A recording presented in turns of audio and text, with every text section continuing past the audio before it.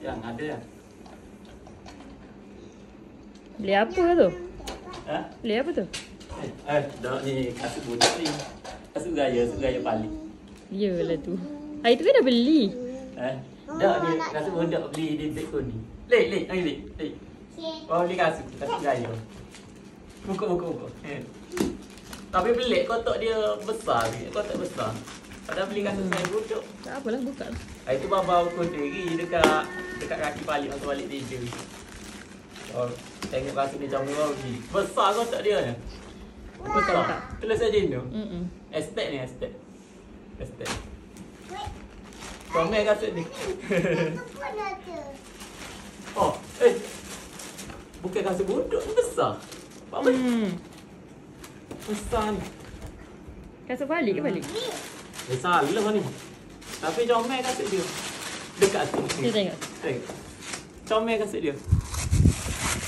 Estate hari tu memang aku kaki balik tapi besar yang ni. Cuba ni. Besar ni. Tak boleh ni. Besar. Sudah dah lah. Berapa terah? Terai. Ada besar ni tu. Comel ni. Terai. Seller salah hantar lah. Lah, ini. Ya dah. Hari tu tak tipu. Memang beli kasut gaya balik. Bawa nak terah? Comel. Sudah molek sahai. Sahai ngangam sahai. Oh, estate. Salah hantar ni. Tapi tak payah hantar balik tau. Comel. Ngangam sahai. Tengok. Comel. Tak payah hantar balik tau. Bila beli ni? Tak beli.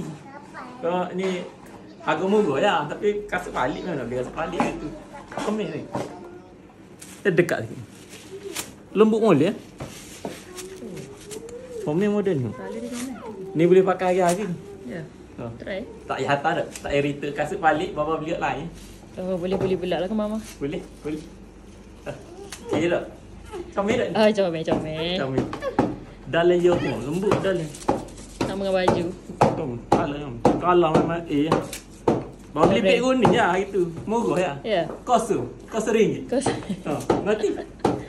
Percaya ke tak kos RM1? Percaya. Tapi beli kau balik kan, beli kau apa? Bawa beli dah kan. Kata balik tak try.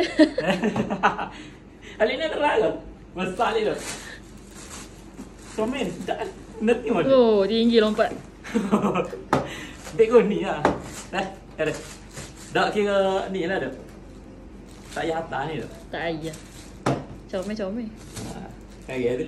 2 pasal minggu ni.